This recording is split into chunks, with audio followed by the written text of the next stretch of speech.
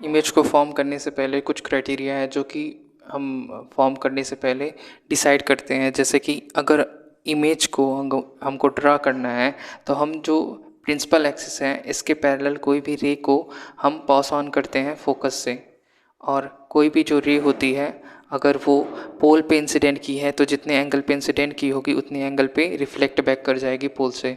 और कोई रे अगर सेंटर ऑफ कर्वेचर से पास ऑन होगी तो जिस डायरेक्शन से आई है उसी डायरेक्शन में रिफ्लेक्ट बैक हो जाएगी।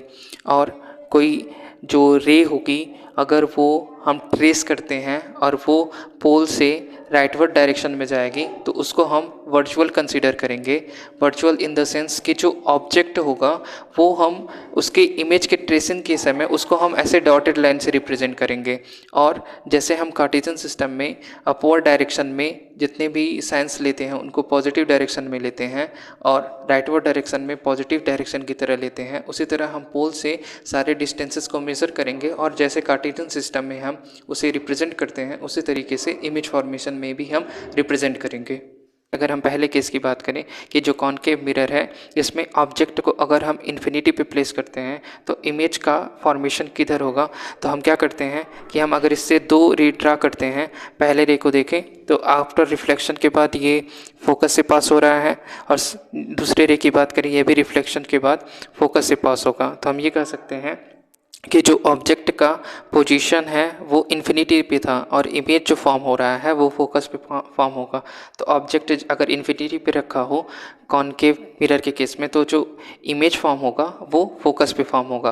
और हम बात करें नेचर की इमेज की तो अगर हम पोल से लेफ्टवर्ड डायरेक्शन में जितने भी इमेज को फॉर्म करेंगे वो रियल होंगे और इन्वर्टेड होंगे as compare to rightward direction में जितने इमेज फॉर्म होंगे उसके।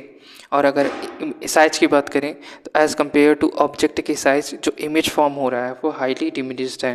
फर्स्ट केस में अगर हम देखें तो इतने फिनोमिना हमको देखने को मिलेंगे।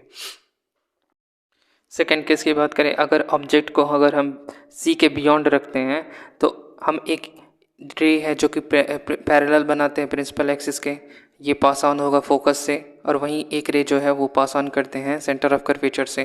तो सेंटर ऑफ कर्वेचर से जो रे पास होती है वो रिफ्लेक्ट बैक हो जाती है उसी डायरेक्शन में। तो जो इमेज फॉर्म होगा वो सेंटर ऑफ कर्वेचर और फोकस के बीच में फॉर्म होगा सेकेंड वाले केस में अगर हम ऑब्जेक्ट को बियॉन्ड सी रखते हैं। तो ऑब्जेक्ट का पोजीशन है बियॉन्ड सी, इमेज का जो फॉर्मेशन होगा वो सेंटर ऑफ कर्वेचर और फोकस के बीच में होगा। और अभी है कि जितने भी पोल से लेफ्टवर्ड डायरेक्शन में इमेज फॉर्म होंगे वो हमेशा रियल होंगे और इन्वर्टेड होंगे। और साइज की बात करें तो ये डिमिनिश्ड होगा एज़ कम्पेयर टू ऑब्जेक्ट के सेकेंड केस के लिए। थर्ड केस की बात करें अगर ऑब्जेक्ट को हम प्लेस करते हैं सेंटर ऑफ कर्वेचर पे तो हम एक रे पास ऑन करते हैं प्रिंसिपल एक्सिस के जो कि आफ्टर रिफ्लेक्शन के पास ऑन होगा फोकस से। और अगर कोई भी रे जो होती है अगर वो पोल पे इंसिडेंट होती है तो जितने एंगल पे इंसिडेंट है उतने ही एंगल पे रिफ्लेक्ट बैक हो जाती है। तो अगर यहाँ से ये जितने एंगल पे इंसिडेंट की है उतने एंगल पे रिफ्लेक्ट बैक होती है तो हम ये देखते हैं कि एक पॉइंट पे आके और जहाँ पे भी मीट हो रही है वो उसको अगर हम ज्वाइन करते हैं तो वो सेंटर ऑफ कर्वेचर वाले ही पॉइंट पे मिल रहा है। तो हम ये कह सकते हैं कि अगर हम ऑब्जेक्ट को सेंटर ऑफ कर्वेचर पे रखेंगे तो इमेज फॉर्म होगा सेंटर ऑफ कर्वेचर पे। और नेचर की बात करें पोल से लेफ्टवर्ड डायरेक्शन में जितने भी इमेज फॉर्म होंगे वो रियल होंगे और इन्वर्टेड होंगे। और इन्वर्टेड का सेंस है कि अगर ऑब्जेक्ट का ये एरो का डायरेक्शन अपवर्ड डायरेक्शन में है तो इमेज के जो डायरेक्शन होगा वो डाउनवर्ड डायरेक्शन में होगा जो कि शो कर रहा है फिगर में। और ऑब्जेक्ट जितने साइज़ का होगा उतने ही साइज़ का इमेज फॉर्म होगा थर्ड केस में। अगर ऑब्जेक्ट को प्लेस करते हैं सेंटर ऑफ कर्वेचर और फोकस के बीच में तो एक रे पास ऑन करते हैं प्रिंसिपल एक्सिस के पैरेलल और जो कि रिफ्लेक्ट बैक होगा फोकस से। और अगर कोई रे है जो कि पोल से पास ऑन होता है तो जितने एंगल पे इंसिडेंट होता है उतने एंगल पे रिफ्लेक्ट बैक होगा। तो अगर दोनों रे को देखें तो वो बियॉन्ड सी पे जाके इंटरसेक्ट कर रही हैं और लाइन को अगर हम जो प्रिंसिपल एक्सिस है वहाँ से अगर ज्वाइन करते हैं तो हमको ये देखने को मिलता है जो इमेज फॉर्म होगा वो बियॉन्ड सी पे फॉर्म हो रहा है बियॉन्ड सी। और ऑब्जेक्ट का पोजीशन है वो सेंटर ऑफ कर्वेचर और फोकस के बीच में है in between centre of curvature and focus. और पोल के लेफ्ट डायरेक्शन में है तो रियल होगा इन्वर्टेड होगा। और साइज़ की बात करें तो ये एज़ कंपेयर टू इसके पहले वाली केस में इनलार्ज्ड होगा, इनलार्ज्ड होगा, इनलार्ज्ड, इनलार्ज्ड। फिफ्थ पोजीशन में अगर ऑब्जेक्ट को अगर हम फोकस पे रखते हैं तो एक रे जो है वो पैरेलल ड्रा करते हैं प्रिंसिपल एक्सिस के, जो कि फोकस से पास ऑन होगी। एक जो है पोल से हम ड्रा करते हैं एक एंगल पे, और पोल से जो भी रे इंसिडेंट करती है जितने एंगल पे उतने एंगल पे रिफ्लेक्ट बैक हो जाती है। तो ये देखते हैं दोनों रे जो हैं वो सेंटर ऑफ कर्वेचर से दूर काफ़ी इन्फिनिटी पे आके मिलती है। तो हम ये कह सकते हैं कि जो ऑब्जेक्ट अगर फोकस पे रखा हो तो उसका इमेज फॉर्म होगा इन्फिनिटी पे। जो नेचर होगा जो कि पोल के लेफ्टवर्ड डायरेक्शन में है, रियल होगा, इन्वर्टेड होगा, और साइज इमेज की हाईली इनलार्ज्ड होगा एज़ कम्पेयर टू अगर हम ऑब्जेक्ट को सेंटर ऑफ कर्वेचर और फोकस के बीच में रखते हैं।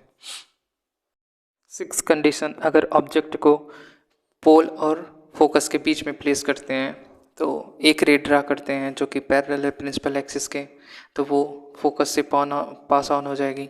और अगर इसे हम पीछे एक्सटेंड करते हैं तो ये किसी एक पॉइंट से आती हुई फील होगी। उसी तरीके से अगर हम एक जो रे है ड्रा करते हैं पोल से, तो जितने एंगल पे इंसिडेंट की है उतने एंगल पे रिफ्लेक्ट बैक हो जाएगी। और इन दोनों रे को अगर हम पीछे एक्सटेंड करते हैं तो एक पॉइंट पे आके मिलती हुई फील होती हैं। और हम ये देखते हैं कि जो ऑब्जेक्ट है उसका image behind the mirror form होगा इस कंडीशन में, अगर फोकस को क्रॉस कर जाता है ऑब्जेक्ट।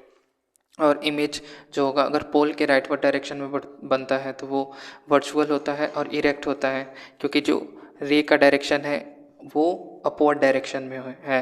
इसीलिए अगर नेचर की बात करें इरेक्ट होगा, और बिहाइंड द मिरर है तो वर्चुअल है। और जो वर्चुअल इमेज का फॉर्मेशन है उसे हम रिप्रेजेंट करते हैं डॉटेड लाइन से, जिसे रिप्रेजेंट किया गया है।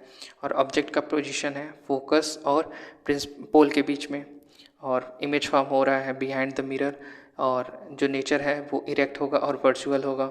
और एज़ कंपेयर टू ऑब्जेक्ट जो साइज़ होगा वो इमेज का उससे बड़ा होगा। तो हम लिख सकते हैं enlarged as compare to the position of object.